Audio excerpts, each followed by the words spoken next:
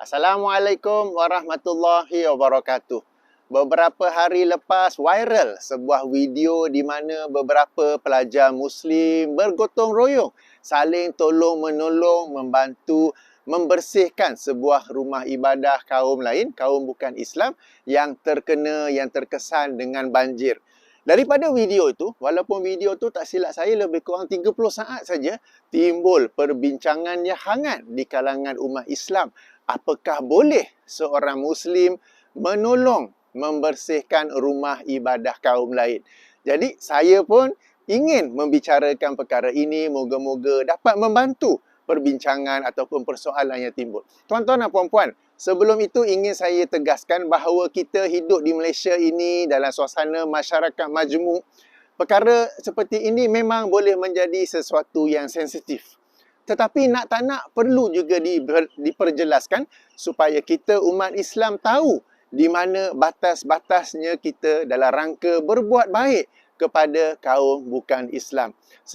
Itu yang pertama. Yang keduanya, pada asasnya kita umat Islam memang dibolehkan untuk berbuat baik kepada orang-orang bukan Islam selagi mana mereka tidak memerangi kita kerana agama kita dan mereka tidak mengeluarkan kita daripada kampung ataupun tanah air kita. Ini berdalilkan ayat ke-8 surah Al-Mumtahanah, surah nombor 60 ayat nombor 8, di mana Allah Subhanahu wa taala berfirman, a'udzubillahi minasyaitonirrajim, la yanhaakumullahu 'anil ladzina lam yuqatilukum fid din wa lam yukhrijukum min diyarikum an tabarruhum wa tuqsitu ilaihim innallaha yuhibbul muqsitin.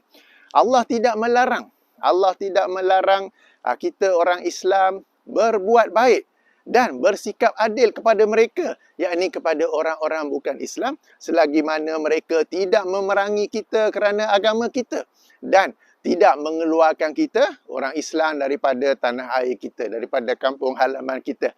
Innallaha yuhibbul muqsitin. Sesungguhnya Allah mencintai orang-orang yang bersikap adil. Jadi boleh, dan inilah yang kita umat Islam mempraktikkan dalam kehidupan seharian kita. Kita berbuat baik kepada kaum bukan Islam, kita saling tolong-menolong, dan semua yang kita boleh bantu, kita bantu sekadar mana yang boleh. Cuma sekarang ini menjadi persoalan. Apakah dalam rangka berbuat baik, dalam rangka tolong-menolong, ianya adalah luas ataupun ada batas-batasnya? Maka untuk menjawab persoalan ini, mari kita rujuk surah Al-Ma'idah, surah ke-5 ayat nombor 2. Surah ke-5 ayat nombor 2 di bahagian akhir itu, di mana Allah Subhanahu wa taala berfirman, a'udzubillahi minasyaitonirrajim, wa ta'awanu 'alal birri wat taqwa wa la ta'awanu 'alal ismi wal udwan wattaqullah innallaha syadidul iqab. Dan saling tolong-menolonglah kalian dalam perkara-perkara kebajikan dan takwa. Dan janganlah pula saling tolong-menolong dalam perkara dosa dan permusuhan. Bertakwalah kepada Allah. Sesungguhnya Allah maha berat azab siksanya. Surah Al-Ma'idah ayat kedua. Baik, bahagian pertama ayat ini Allah berfirman, dan saling tolong-menolonglah atas kebajikan, alal birri. Okay, jadi kalau ikut potongan awal ayat ni saja, seolah-olah kita ni bolehlah tolong-menolong dalam semua perkara. Sebenarnya tidak semudah begitu, kerana kebajikan tersebut hendaklah kita ukur dengan neraka syarak. Apakah ia selari ataupun tidak. Kerana ayat ini, di akhirnya tu Allah berfirman, wattaqullah, bertakwalah kepada Allah. Jadi dalam rangka kita hendak membuat kebajikan kepada kaum lain, hendaklah kita tetap bertakwa kepada Allah. Apa maksud takwa? Takwa ialah kita mendinding diri kita daripada neraka Allah dengan mentaati perintahnya dan menjauhi larangan. Kemudian Allah memberi peringatan, innallaha syadidul iqab. Sesungguhnya Allah maha syadid, maha berat azab siksanya. Maka hendaklah berhati-hati. Sebab tuan-tuan dan puan-puan, kebajikan ini sesuatu yang luas, sesuatu yang subjektif. Manusia yang berbeza, individu yang berbeza memiliki ukuran ataupun definisi kebajikan yang berbeza. Saya teringat dulu, lama dulu, lebih kurang tahun 1970-an, 80-an, ketika itu telefon tak ada. Telefon tak ada, yang ada telefon dengan ganggang besar Yang bila kita nak dial tu, cengit, cengit, ada tak sampai generasi ingat saya? Okey, ini zaman lama dulu di mana ada loteri. Loteri ni satu bentuk perjudian, salah. Tapi loteri tu nama dia apa? Loteri Kebajikan Masyarakat. Loteri Kebajikan Masyarakat di mana sebahagian daripada hasil orang-orang beli loteri itu digunakan untuk membantu mereka yang memerlukannya. Ia kebajikan, tetapi tidak selari dengan syariat Islam, dan alhamdulillah ia telah pun sekian lama dihentikan dan generasi muda mungkin tidak pernah tahu tentangnya. Sama juga, dulu kita ada apa yang disebut sebagai konsert amal, di mana hasil daripada kutipan tiket konsert tersebut sebahagiannya digunakan untuk kerja-kerja amal. Tapi konsert ini melibatkan banyak pencampuran, ikhtilat, banyak perkara-perkara yang melanggar hukum syarak, lalu akhirnya dihentikan. Alhamdulillah kita ada para agamawan, para ustazah yang bertanggungjawab, yang berusaha keras untuk menghentikan perkara-perkara ini. Moga-moga janganlah ada si fulan itu yang cuba menghalalkannya kembali, sebagaimana dalam kisah mandi safar. Lari pula tajuk. Jadi tuan-tuan dan puan-puan, kebajikan, ia sesuatu yang luas, maka hendaklah ia diukur dengan neraca syarak. Apakah ia kebajikan yang selari dengan syariat Islam ataupun tidak. Kerana apa? Ayat ini disambung dengan wattaqullah innallaha syadidul iqab. Kemudian, ayat ini tak boleh baca kat situ saja, kena sambung, di mana Allah berfirman wala ta'awanu 'alal ismi, dan janganlah kamu saling tolong-menolong atas dosa. Saya nak bagi perumpamaan, satu contoh. Baru-baru ni kes banjir kan. Baik. Katakanlah ada sebuah pusat pelacuran yang juga dilanda banjir. Lalu adanya orang Islam yang tolong-menolong membersihkan pusat pelacuran tersebut. Mereka tak buat dosa sebab mereka tidak melacur, tetapi mereka tolong-menolong ke arah dosa, di mana dengan bantuan mereka membersihkan rumah pelacuran itu, pusat pelacuran itu dapat memulakan perniagaan urusan pelacuran mereka itu dengan lebih cepat. Jadi mereka tak buat dosa, tapi mereka tolong-menolong ke arah dosa. Dan Allah kata, jangan tolong-menolong ke arah dosa. Contoh lain, kedai 4 nombor ekor. Okay? Kedai 4 nombor ekor juga dilanda banjir, tak dapat beroperasi. Lalu adanya sekumpulan orang Islam yang tolong membersihkan kedai itu. Mereka tak beli nombor ekor. Mereka tak beli nombor ekor, tapi mereka membantu sehingga kedai itu dapat memulakan kembali operasi mereka secepat yang boleh. Lalu mereka tolong-menolong ke arah dosa. Mereka tak beli nombor ekor. Okay? Contoh lain, di Shah Alam ni, saya sekarang di Shah Alam, ada kilang arak besar. Okay? Katakanlah kilang arak itu juga dilanda banjir. Maka datang sekumpulan umat Islam yang tolong-menolong membersihkan kilang arak tersebut daripada kesan-kesan banjir. Mereka yang tolong tu tak minum arak.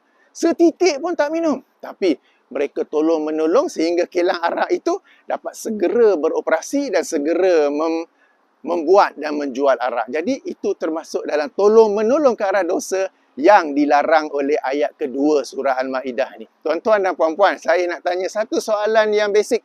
Satu soalan yang asas, saya yakin semua boleh tahu jawapannya. Dalam pelbagai-bagai dosa ini, dosa apakah yang paling besar? Dosa apakah yang paling besar yang Allah tidak ampunkan orang yang melakukan dosa itu kecuali dia bertaubat sebelum meninggal dunia? Itu ialah dosa syirik. Ya, dosa syirik. Baik. Mereka yang membantu membersihkan rumah ibadah kaum lain, mereka tidak buat syirik. Mereka tidak menyembah patung-patung ataupun berhala di rumah ibadah tersebut. Tetapi dalam rangka mereka membersihkan rumah ibadah itu, mereka tolong-menolong ke arah dosa. Kenapa? Sebab penganut agama rumah ibadah tersebut dapat segera beribadah. Dan ibadah mereka itu bagi kita umat Islam ialah menyungutukan Allah. Ialah satu bentuk syirik. Jadi memang yang membantu rumah ibadah itu tak buat syirik, tapi mereka membantu ke arah syirik, di mana itu adalah satu dosa yang besar. Mungkin ada yang bertanya, dosa ni untuk orang Islam je. Mana ada dosa untuk orang bukan Islam? Jadi pandangan yang benar, orang yang bukan Islam, orang yang bukan Islam juga dikira dosanya oleh Allah Subhanahu Wa Taala kerana di hari akhirat kelak apabila Allah mengadili mereka, mereka akan ditempatkan di dalam neraka selari dengan kadar dosa mereka di dunia dahulu. Okey, jadi ini sesuatu poin yang penting. Orang-orang bukan Islam, mereka juga akan dikira, mereka juga dikira dosa-dosa mereka supaya di akhirat kelak Allah Subhanahu Wa Taala, sebab Allah ni sentiasa adil. Jadi orang yang kafir yang dosanya sedikit duduk dalam neraka, tapi mereka tidaklah duduk pada tingkatan yang sama dengan orang kafir yang banyak buat dosa ketika di dunia dahulu. Okey, ini satu poin penting. Baik. Jadi sekali lagi saya ulangi ya tuan-tuan dan puan-puan, mereka yang membantu rumah, membersihkan rumah ibadah kaum lain bukanlah berbuat syirik, tapi mereka membantu kaum itu berbuat syirik, dan syirik itulah satu dosa yang paling besar. Dan Allah telah melarang dalam ayat ini, janganlah kamu saling tolong-menolong dalam membuat perkara yang dosa. Tuan-tuan dan puan-puan, beberapa poin tambahan. Kita di Malaysia hidup masyarakat majmuk dan kita kata kenalah berbuat baik sesama kaum. Betul. Tapi berbuat baik tu ada batasnya. Kita menghormati agama mereka dan mereka juga kena menghormati agama kita. Kita sebagai Muslim mesti ada pendirian. Jangan mencayak je. Asalkan nak buat baik, mencayak je. Mencair. Tidak ada pegangan. Tidak ada akidah. Tidak ada asas yang kukuh. Kita mesti ada asas yang dalam hal ini saya boleh buat baik. Tapi dalam hal ini, sorry bro. Dan mereka juga, kaum bukan Islam, mereka juga ada asas-asas yang dalam sesuatu perkara mereka boleh buat baik dan sesuatu perkara mereka pun tak boleh buat baik. Dan kita menghormati apa yang mereka tak boleh buat. Saya bagi contoh. Katakanlah pada hari raya haji, hari raya Aidul Adha. Kita umat Islam sembelih melakukan korban lembu. Lembu ini pula haiwan suci, sacred animal bagi rakan-rakan kita yang beragama Hindu. Okey, kita panggil dia orang tolong-tolong sama dalam proses sembelihan. You tak nak sembelih tak apa, you tolong-tolong packing, you tolong-tolong bagi. Dia tak nak join. Kita nak marah ke? Kita nak upset ke?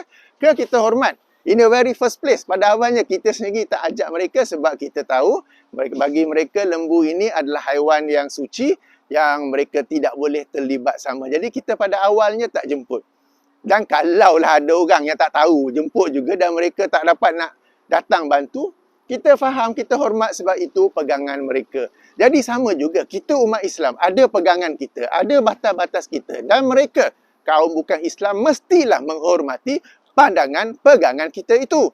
Jangan kita mencair kepada mereka, tapi we must have a mutual respect. We respect your religion, what you believe, you respect our religion. In certain things we can help you, in certain things we cannot help you. Jadi ini satu perkara yang kita mesti ada pegangan yang kukuh. Sebab sebahagian umat Islam ni dalam rangka hendak berbuat baik, macam tidak ada batasnya. Dia nak mencair saja. Saya panggil mencair lah. Dia tak ada batasnya yang boleh, yang kita dapat identify dia, yang ada membentuk ciri-cirinya sebagai seorang Muslim. Ya. Tuan-tuan dan puan-puan, kemudian isu kedua.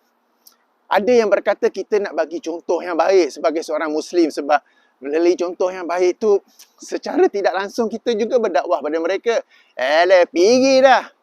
Nak bagi contoh yang baik, bila buat janji jumpa 5 petang, anda jumpa dia 5 petang. Berapa banyak orang Islam janji 5 petang, datang 5:30. Tak ada nak minta maaf, tak ada nak kata sorry I'm late. Apa khabar bro? Apa khabar bro? Hello gang, janji pukul 5, datang 5:30. Berapa banyak orang Islam yang macam tu? Janji tak boleh pegang masa. Kalau ada pun on the way padahal baru nak keluar dari rumah.